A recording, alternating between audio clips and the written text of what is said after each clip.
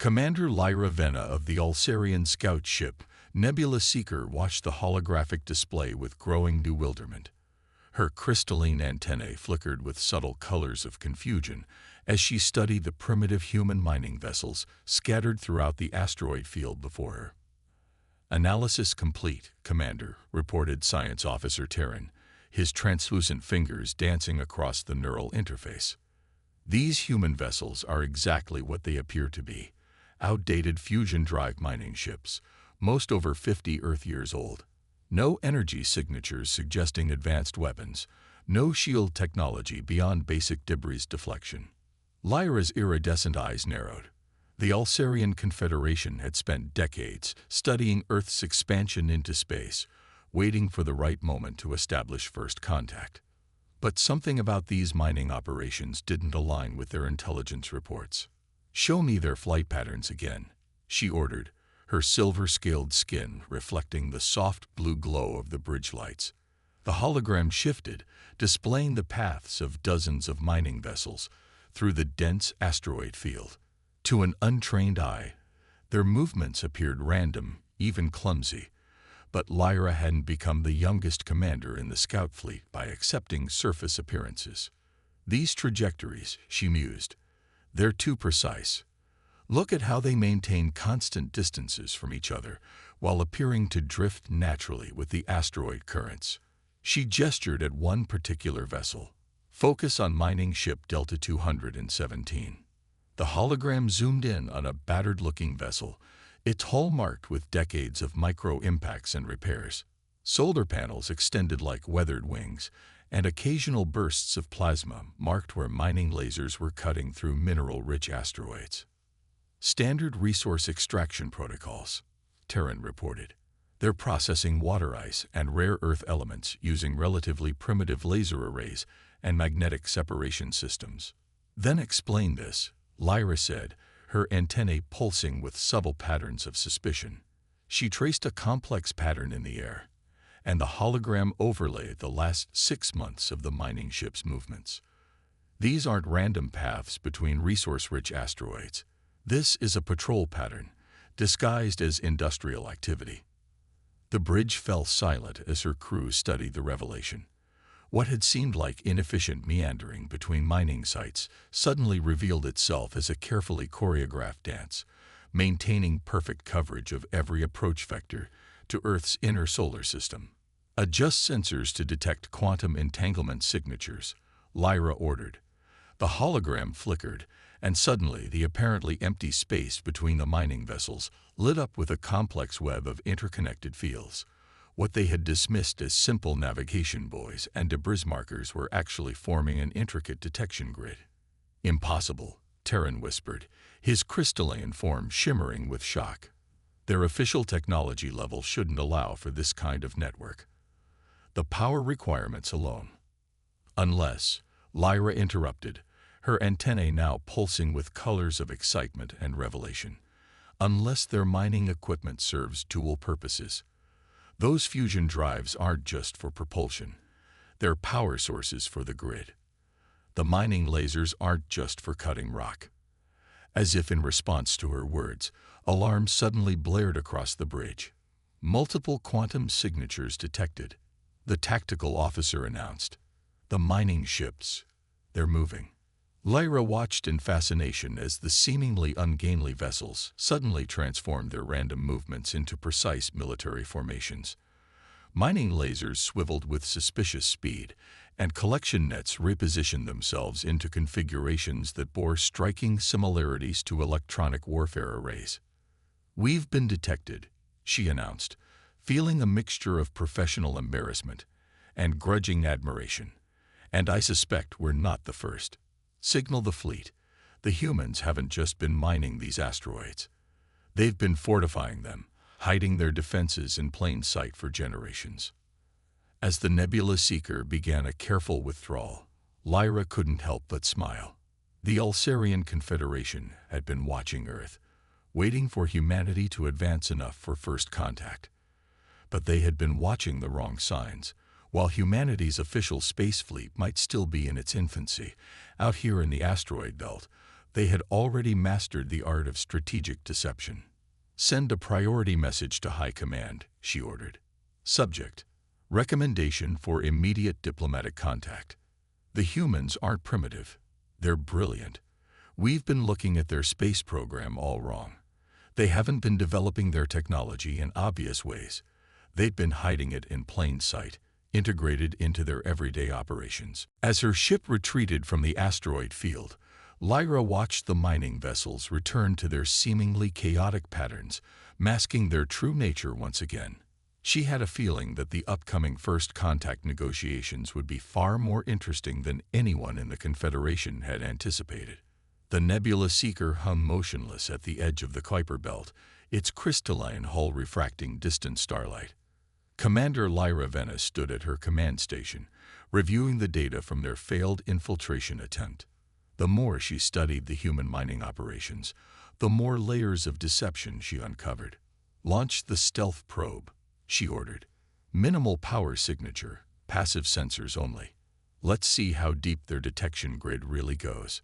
The probe, barely larger than a human escape pod, detached silently from the ship's ventral hull. Its surface absorbed nearly all electromagnetic radiation, making it virtually invisible to conventional sensors. As it drifted toward the nearest mining cluster, Lyra watched its progress with her antennae tingling in anticipation. "Maintaining course through Sector 7, reported Navigator Keel, his transparent fingers moving across the neural interface. No reaction from the mining vessels yet. The probe slipped deeper into the asteroid field, passing within 10,000 kilometers of a human mining operation. The vessel appeared to be conducting routine ice extraction, its drills piercing the surface of a comet while collection nets gathered the sublimated materials. "They haven't noticed us," Terran said, his crystalline form vibrating with cautious optimism. "Perhaps their detection capabilities aren't as sophisticated as we." The probe's signal vanished. "Report," Lyra demanded, her scales shifting to alert patterns. "No explosion, no energy spike," Tactical responded. "It's just gone. Wait, picking up debris. It's been physically destroyed." "By what?" The answer came in the form of a sensor replay. What they had dismissed as random pieces of mining debris, broken drill bits, discarded collection nets, and chunks of processed ore, had moved with precise coordination. In less than a second, they had torn the probe apart without using any detectable energy weapons. "Kinetic kill vehicles," Lyra breathed, her antennae pulsing with colors of revelation. They turned their industrial waste into weapons. Every discarded piece of equipment is part of their defense system. "Commander," communications interrupted. "We're receiving a transmission. Audio only, originating from the mining vessel." "Play it." A human voice, casual and almost bored, filled the bridge. "Unidentified vessel, you've entered an active mining zone. Be advised that debris fields in this sector are particularly unstable. For your safety, we recommend maintaining a minimum distance of 1 million kilometers from all mining operations." The warning was delivered exactly as one would expect from a civilian operation concerned about industrial accidents. But Lyra could hear the subtle steel beneath the polite words. "Analyze their debris field," she ordered. "Full spectrum." The holographic display came alive with new data. What had appeared to be random collections of space junk resolved into carefully positioned defensive arrays. Pieces of old solar panels had been repurposed into sensor platforms. Abandoned mining equipment formed a three-dimensional maze that could be reconfigured at a moment's notice to trap or destroy unwanted visitors. "Look at this," Terran said, highlighting a particular pattern. "The humans aren't just using the debris as weapons. They're using it to hide quantum communication relays. Every piece of junk out there is networked together." Lyra studied the display with growing respect. They turned the entire asteroid belt into one massive defense system, disguised as industrial infrastructure. The mining operations aren't just a cover. They're actively maintaining and expanding the network under the guise of resource extraction. A new alert drew her attention. The mining ships were moving again, their patterns shifting in ways that seemed random but actually created overlapping fields of fire. More debris was drifting into position, guided by subtle electromagnetic pulses that mimicked natural solar wind effects. They're not just defending, Lyra realized. They're gathering data on our capabilities. Every probe we send, every scan we make, they're learning about us while revealing nothing about themselves. She watched as the mining vessels continued their work, maintaining their facade of primitive industrial operations while orchestrating an invisible ballet of defensive preparations. The humans had taken their greatest apparent weakness, their reliance on seemingly outdated mining technology, and turned it into an impenetrable shield. "Send another message to High Command," Lyra ordered. "The human asteroid belt isn't just a resource extraction zone. It's the most sophisticated defensive network I've ever encountered, hidden behind a mask of industrial inefficiency. They haven't been developing their technology to match our expectations. They've been developing it to defy them." As if to emphasize her point, another cluster of mining debris shifted position, opening a clear path for the Nebula Seeker to withdraw. The message was clear: leave now, and leave peacefully. "Helm, take us out," Lyra commanded. "But maintain passive sensors. I want to know how they're coordinating all this without using any detectable command and control systems."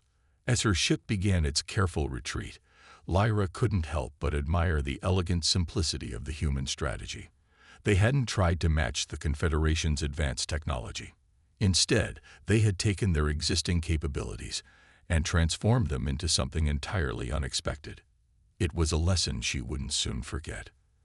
The Nebula Seeker's crystalline hull vibrated as another wave of gravitational distortions washed over it.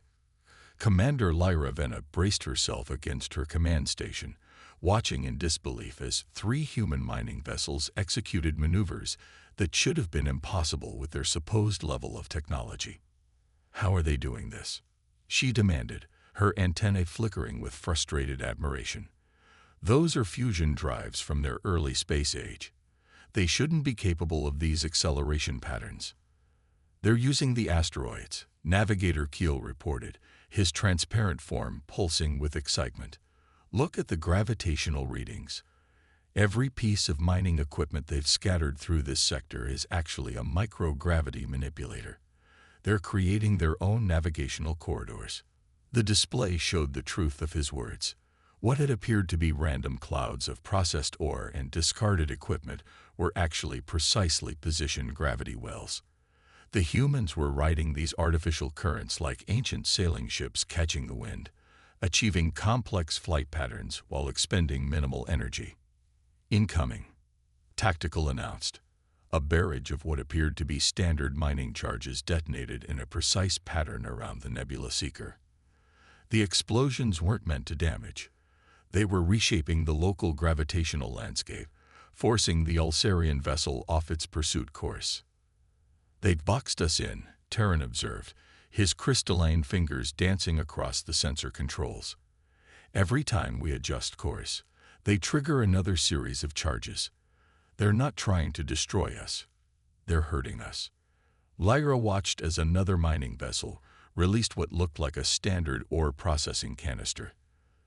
The device split apart, revealing a complex array of electromagnetic field generators. The humans were using industrial equipment to create a 3-dimensional maze, constantly shifting and reorganizing itself. "New contact." Communications called out. "Multiple signals. They're coming from inside the asteroids." The tactical display updated, showing dozens of new signatures emerging from what they had assumed were simple mining tunnels. Years of resource extraction had hollowed out countless asteroids, creating a vast network of hidden docks and launch tubes. Those aren't just mining shafts, Lyra realized, her scales shifting to patterns of dawning comprehension. They've been building infrastructure inside the asteroids themselves. Every mining operation was also creating military installations. A new vessel emerged from a nearby asteroid, larger than the others, but maintaining the same weathered industrial appearance. Its hull bore the markings of the Chen family mining consortium, but its movements revealed its true nature, This was a command and control ship, coordinating the entire defense network. Remarkable, Terran breathed, studying the sensor readings. They've integrated their military technology so completely with their mining operations that it's nearly impossible to distinguish between them. Every drilling laser can become a weapon, every collection net a sensor array. The Chen family vessel transmitted again, this time with a different voice.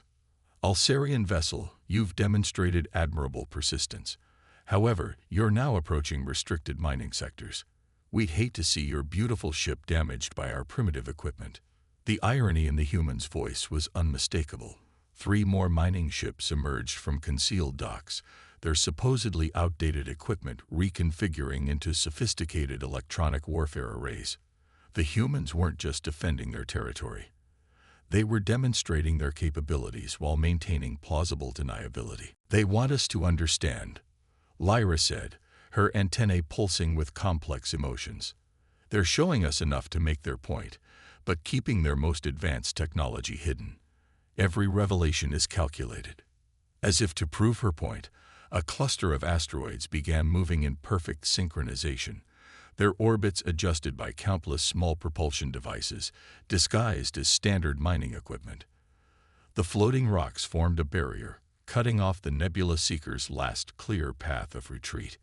Commander, Tactical reported, we're detecting power signatures from the asteroid field that don't match any known human technology.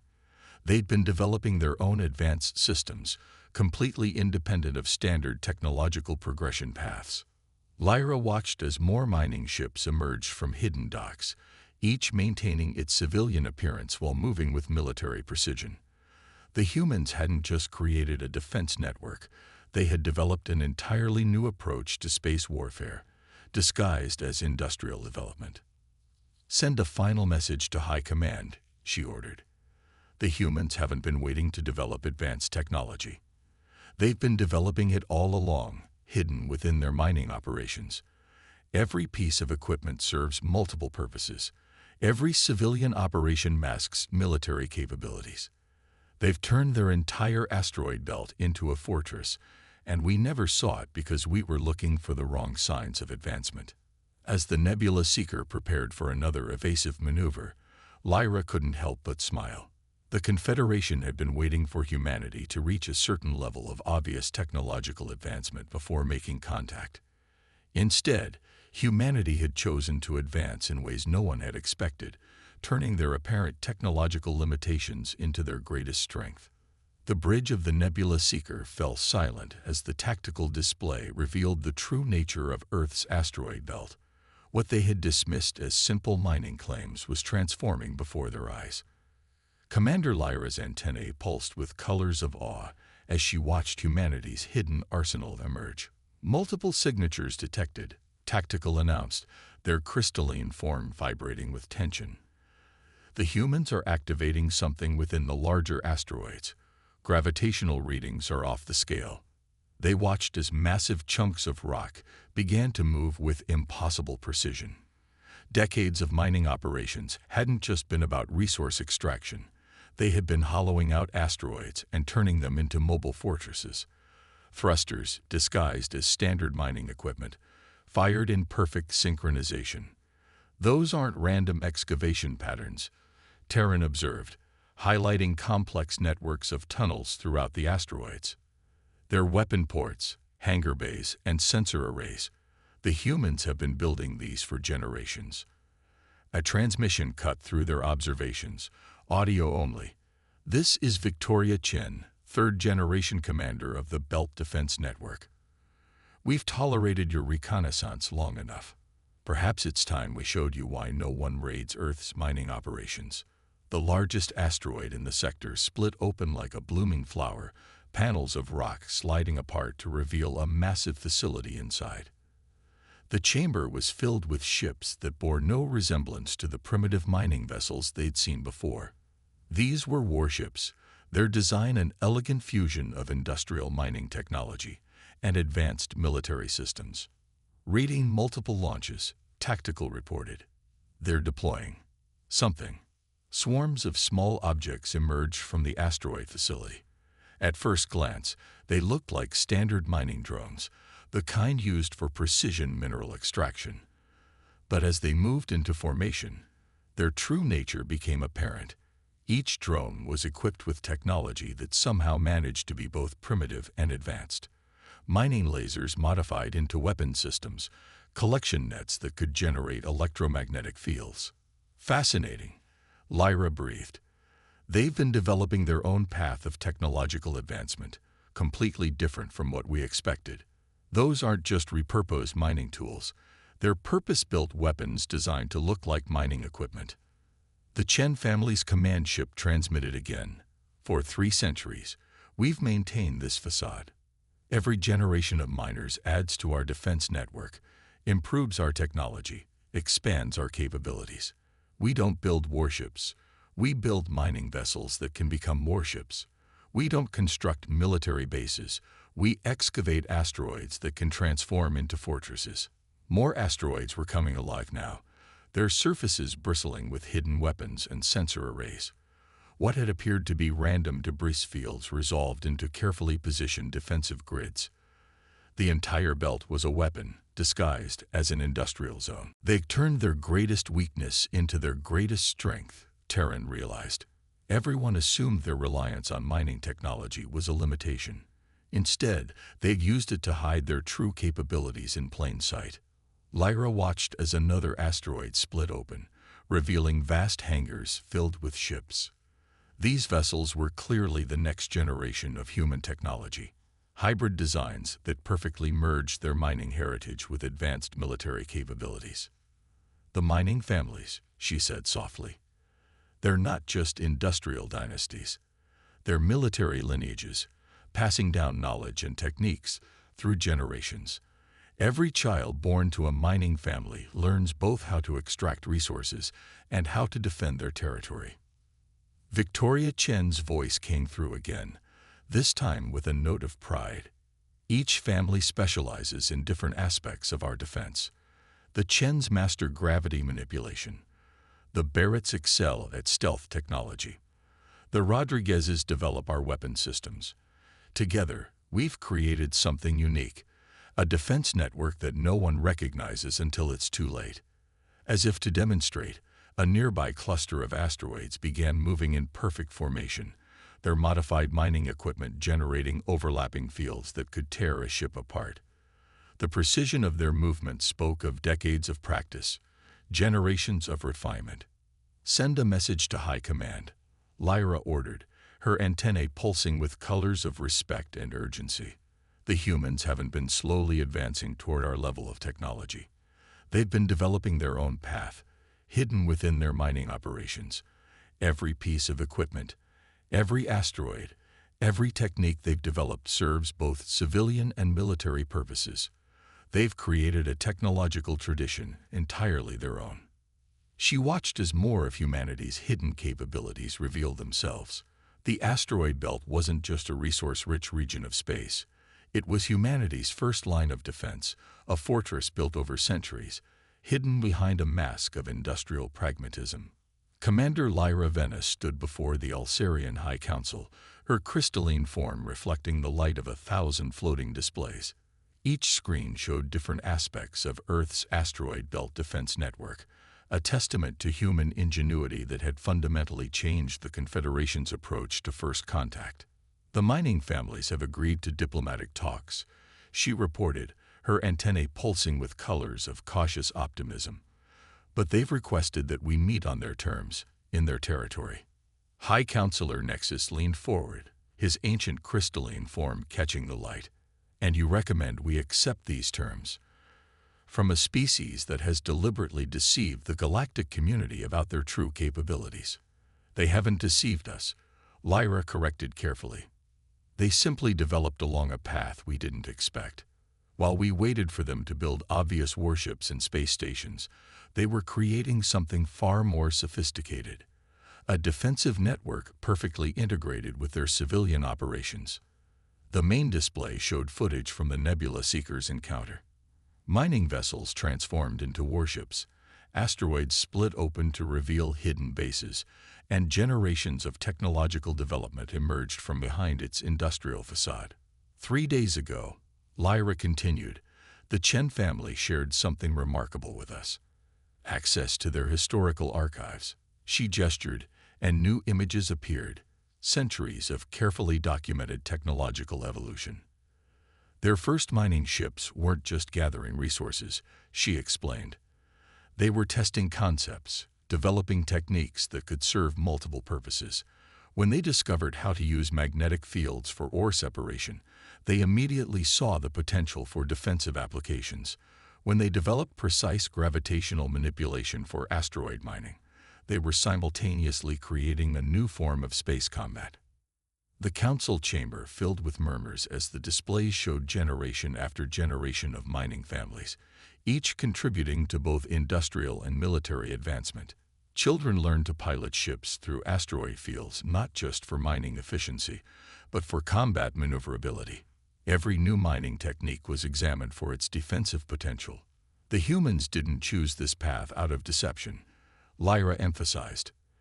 They chose it out of pragmatism. Why build separate military and civilian infrastructure when you can develop technology that serves both purposes?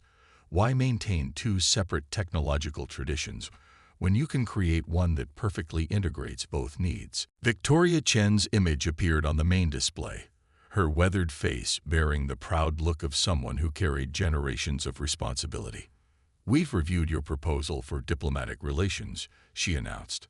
The mining families are willing to share our technological developments, both the civilian and military applications.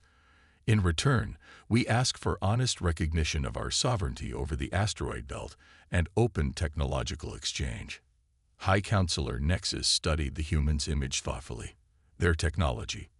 It's not simply primitive equipment being cleverly used, is it? No, Lyra confirmed. They've developed entirely new principles of space warfare. Their hybrid technology is in many ways more advanced than ours, precisely because it had to serve multiple purposes while appearing primitive. They've mastered gravity manipulation, stealth technology, and energy systems in ways we never considered because we were too focused on traditional military development. The display shifted to show a recently declassified human facility, a vast training complex hidden within a hollowed-out asteroid. Young miners practiced maneuvers that seamlessly transitioned between resource extraction and combat operations. Every movement served both civilian and military purposes, an elegant fusion of necessity and strategy. The mining families are offering us something unprecedented, Lyra concluded. Not just an alliance, but a completely new perspective on technological development. They've proven that true advancement doesn't always mean building bigger ships or more powerful weapons. Sometimes it means finding new ways to use what you already have, developing technology that serves multiple purposes while appearing simple on the surface. The council chamber fell silent as the implications became clear. The humans hadn't just created a clever defense network, they had developed an entirely new philosophy of technological advancement. Their asteroid belt wasn't just a fortress. It was a testament to generations of innovation hidden behind a mask of industrial practicality. Very well, High Counselor Nexus decided. Arrange the diplomatic meeting. But Commander Venna, remember that we're not just meeting with a new spacefaring race. We're meeting with people who turned centuries of mining operations into the most sophisticated defensive network we've ever encountered. Treat them accordingly. As Lyra prepared to depart, she watched a final display showing a human mining ship teaching an Alcerian vessel how to navigate the complex gravitational currents of the asteroid belt. It was a perfect symbol of the future they were building. Two civilizations learning from each other, finding strength in their differences rather than fear. The age of deception was over. The age of collaboration had begun.